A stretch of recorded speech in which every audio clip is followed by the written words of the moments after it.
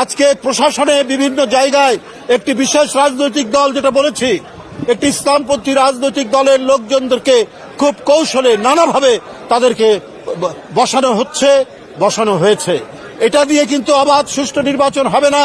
জনগণ প্রত্যক্ষ করছে, আমরাও প্রত্যক্ষ করছি কোন কোন গুরুত্বপূর্ণ পদে এই সমস্ত বিশেষ রাজনৈতিক দলের মনোভাবাপন্ন প্রশাসক এবং আমলাদেরকে বসানো হচ্ছে।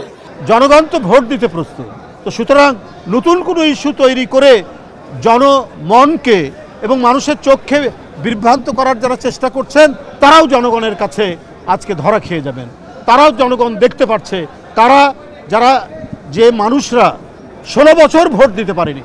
শেখ হাসিনা ভোটকে তালা দিয়ে বন্ধ করে রেখেছিলেন, নির্বাচনের নামে প্রহসন করেছেন, গরু বাছুরকে ভোট কেন্দ্রে ঘোরাফেরার সুযোগ দিয়েছেন, ভোটারদেরকে ভোট দেওয়ার সুযোগ দেননি। দিনের ভোট রাত্রে করেছেন র্যাবকে দিয়ে, ছাত্রলীগ যুবলীগকে দিয়ে, ভোটাররা যেতে পারেনি।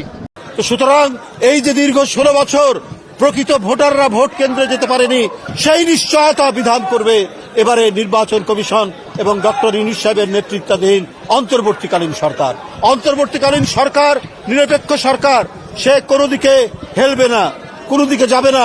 তাই আবারও বলি, আজকে প্রশাসনে বিভিন্ন জায়গায় একটি বিশেষ রাজনৈতিক দল, যেটা বলেছি, একটি ইসলামপন্থী রাজনৈতিক দলের লোকজনদেরকে খুব কৌশলে নানাভাবে তাদেরকে বসানো হয়েছে।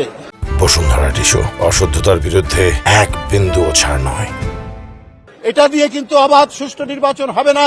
জনগণ প্রত্যক্ষ করছে, আমরাও প্রত্যক্ষ করছি কোন কোন গুরুত্বপূর্ণ পদে এই সমস্ত বিশেষ রাজনৈতিক দলের মনোভাবাপন্ন প্রশাসক এবং আমলাদেরকে বসানো হচ্ছে।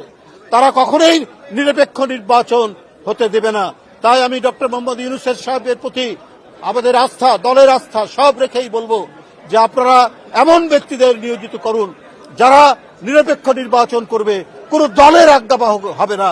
আজকে 16 বছর শেখ হাসিনা দলের আজ্ঞাবাহী নির্বাচন কমিশন, প্রশাসন, পুলিশ দিয়ে একচেটিয়া দুর্বৃত্তের যে শাসন করেছিলেন, আওয়ামী ফ্যাসিবাদের শাসন করেছিলেন, আরেকটি কোন নতুন ফ্যাসিবাদের শাসন এদেশে মানুষ দেখতে চায় না।